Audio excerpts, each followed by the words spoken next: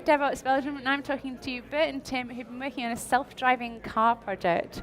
So last year, Bert and I spoke about the self-driving car and how you built it and the project at your work to race them against each other.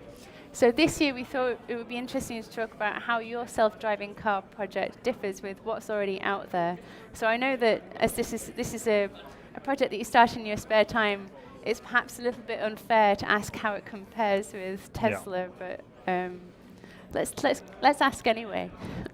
Well, shall I start? You start, right? Yes. Okay. So when you look at first as a scale, right? So our car is a lot smaller than a Tesla, and the consequences are a lot smaller than a Tesla or a Waymo car when it goes wrong as well. So we're in the happy situation that for us, I mean, safety is an issue, but I mean, no death will occur when our car does something wrong. So that makes our life a bit easier. Worst case, we need to start running and run after the car to fetch it from a ditch somewhere. And this happens every now and then. Yeah, very true. So when you look at how they do it, they have a lot more systems that are designed especially in order to create safe conditions to drive. So they have like a multitude of sensors and all sorts of built-in limitations to their systems in order to create the most optimal situation in which the cars have to operate, and that ensures a certain amount of safety for them. So on the subject of safety, and you talked about running after cars and pulling them from ditches, what kind of ethics do you have to consider when you're thinking about self-driving cars with your project, and then maybe with wider projects? Yeah. Well, in terms of our project, we don't have that many ethics because the chance that we'll hurt a human is fairly small, you know. We maybe hurt someone's toe or foot, but that's about it.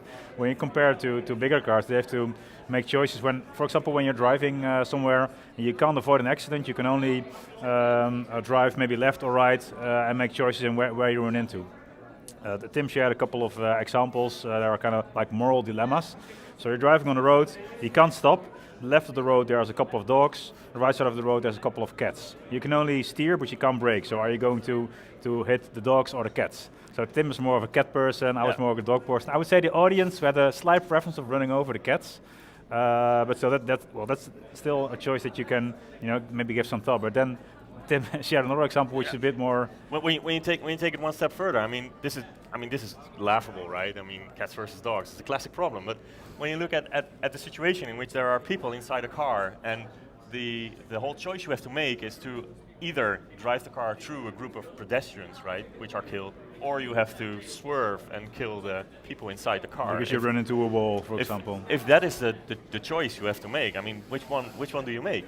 That's a really difficult ethical question, and especially when you look at it from a perspective that when, I mean, plenty of people would like to buy an autonomously driving vehicle, but if you're aware of the fact that the autonomously driving vehicle might actually choose to sacrifice the people inside of the car, your family, for the greater good, would you want to have a car make that decision? Do you still want that car? I think it's even a hard choice to make just when you're driving yourself, you know? Will I save my family by not running into a wall, but hit pedestrians on the sidewalk, or will I save the pedestrians but hurt my family hitting into a wall? So those are impossible choices to make. Luckily, there are some governments that are giving this some thought, and the German government made some rules, for example. Yeah, it basically, you know, it comes down to I don't know if you know the famous science fiction writer Isaac Asimov, of right? Course, I know Isaac Asimov. He wrote his 3 laws of robotics.